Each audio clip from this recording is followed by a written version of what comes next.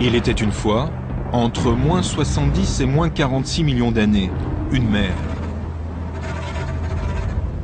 Elle recouvrait alors, entre la fin du Crétacé et le début de l'ère tertiaire, une grande partie du Maroc.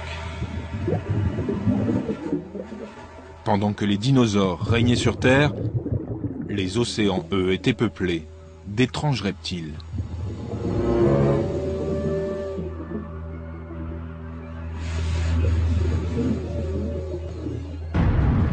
Et puis la mer s'est retirée.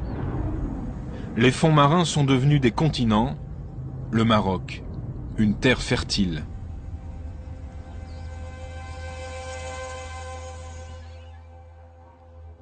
Au centre du pays, très loin de la mer, Roribga, ses mâchoires d'acier travaillent nuit et jour pour extraire des profondeurs la grande richesse du Maroc, le phosphate.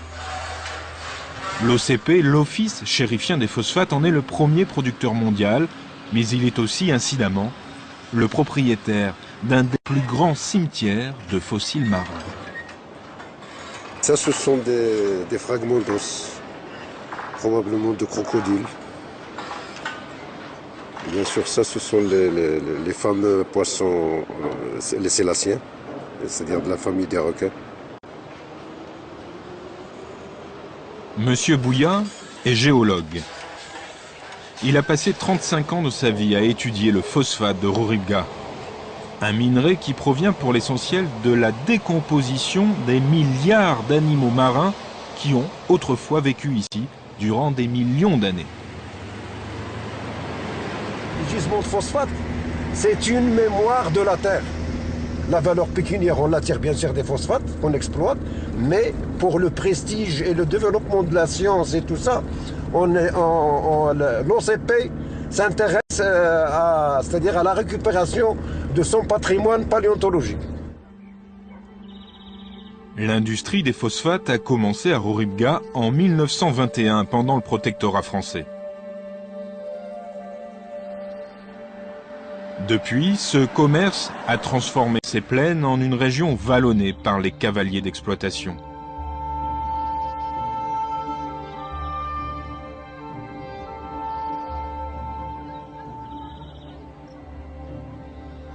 Dans les campagnes, le quotidien est rude, fait d'un peu d'agriculture, d'un peu d'élevage et d'un peu de fossiles.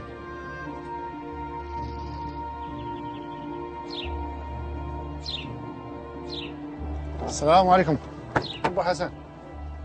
Chaque semaine, Adam fait le déplacement dans la région de Roribga. C'est ici que vivent et travaillent ses plus fidèles grossistes, comme Hassan. Adam est marchand de fossiles. Alors on voit bien sûr les dents de requin qui m'intéressent moi, il y a les dents de mosasaure. Là on a une patte de mosasaure probablement, peut-être même un élasmosaure, remarque. Et il est encore dans la matrix. Là on a une partie du corps et là on a des blocs avec des disques, des vertèbres de requin, d'Autodus en fait. Là c'est un crâne de tortue, maastrichtien toujours. On a le crâne, il est complet, il manque rien du tout. On a la mâchoire inférieure, il manque rien du tout aussi. Et c'est en matrix, en bloc. Il est un peu écrasé, mais c'est facile à remonter, c'est très facile à remonter. Salam alaikum. Nouvelle visite chez un autre grossiste, Lagbir. Ça fait vivre vraiment beaucoup de gens dans la région, Oui. le fossile. Oui, ouais. Je pense que ça doit être quelques milliers, avec les enfants, les parents. Pour les touristes de passage, Lagbir redonne vie à ces fossiles, comme ce crocodile reconstitué à partir de mâchoires et de dents trouvées sur des animaux différents. Si on ne gagnait pas notre pain avec les fossiles, on laisserait tomber.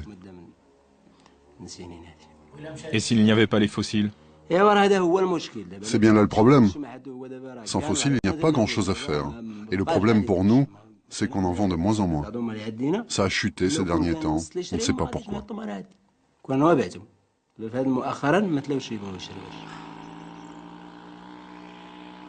À Rorubga, les fouilles paléontologiques accompagnent l'exploitation de phosphate dans les mines.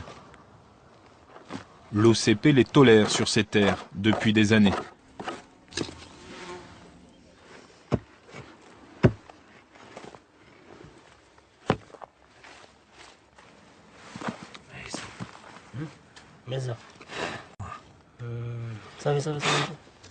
Qu'est-ce que c'est? Des vertèbres. Des vertèbres et une dent. Ça a de la valeur? Si je les casse pas, oui.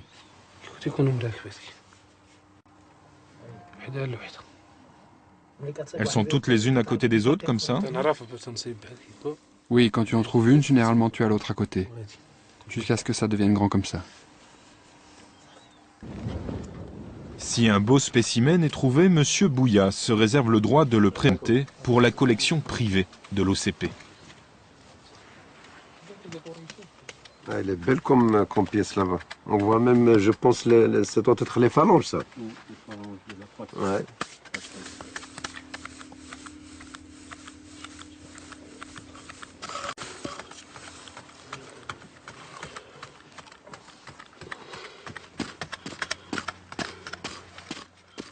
Alors il faut faire attention pour ne rien casser. Voilà. On voit bien ici les phalanges. Et ça c'est un morceau de colonne vertébrale d'un mosasaure. Et ça ressemblait à quoi un mosasaure? Un mosasaure, ça ressemble, si vous voulez, c'est l'ancêtre des varans actuels. Autrefois, il avait une grande taille, il pouvait aller jusqu'à 15 mètres de long.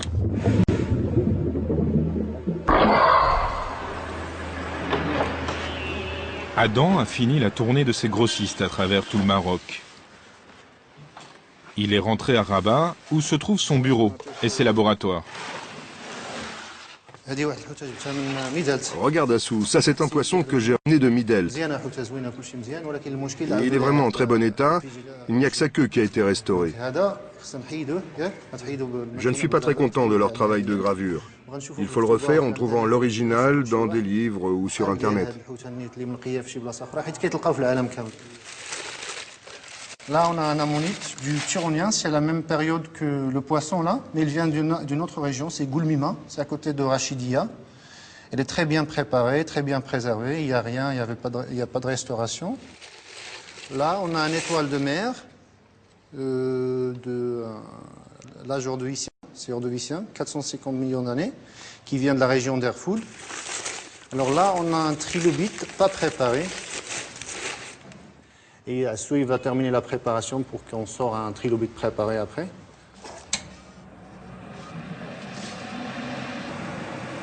Au cœur de ces roches anodines pour le profane, se cachent des fossiles marins exceptionnels, les trilobites. Les premiers animaux à probablement posséder des yeux. C'était il y a 500 millions d'années. À l'époque, il n'y avait qu'un seul continent, le Gondwana.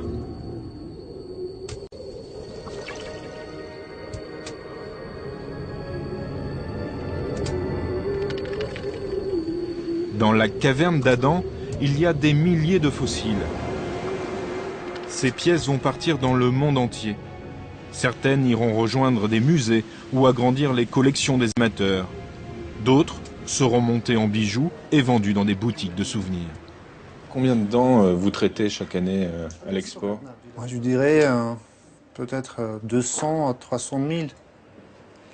Tout ce qu'on vend là, ça va très bien les marchés où il y a les surfeurs, toujours. Et il y avait le film Jaws. Les Dents de la Mer. Voilà. Donc les gens, ils sont toujours fascinés avec les prédateurs. Ça, c'est soit que ce soit un dinosaure, un requin, un mosasaure, un prédateur, quelque chose qui peut manger un humain, c'est toujours intéressant. Donc quand tu vois des dents comme ça, c'est... Vous imaginez un bestiole avec un dent comme ça dans la mer?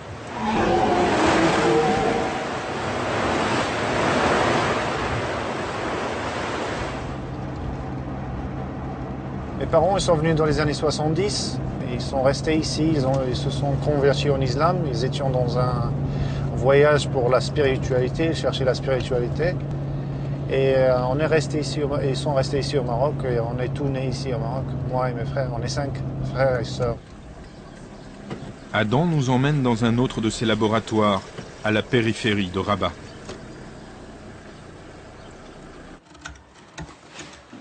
Dans cette ferme isolée, des équipes travaillent à la reconstitution des squelettes fossilisés trouvés dans les phosphates de Rohirga. Celui-ci est un élasmosaure d'environ 75 millions d'années. Une fois reconstitué et dupliqué, il ira rejoindre une galerie quelque part dans un musée de paléontologie.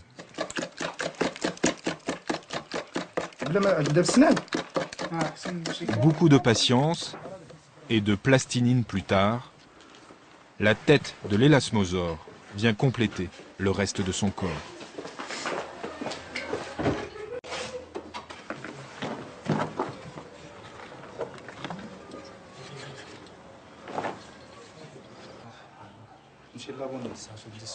C'est un peu la même chose que Nessie, que la légende là, que le monstre du Loch Ness. Le monstre de Loch Ness, Nessie. Et celui-là, en plus, il a eu une pathologie ici. Il était mordu, probablement par un prognathodon. C'était un mosasaure qui vivait à la même époque dans les mers, Donc c'était pas pour, il voulait pas le manger, mais peut-être juste l'attaquer. Donc ici, on voit qu'il était vraiment mordu. C'est une trace de dent. Il y a 65 millions d'années, la chute cataclysmique d'une météorite mettra fin au règne des dinosaures. Comme prédateur et rival pour la postérité, un célèbre mammifère bipède s'est depuis largement illustré.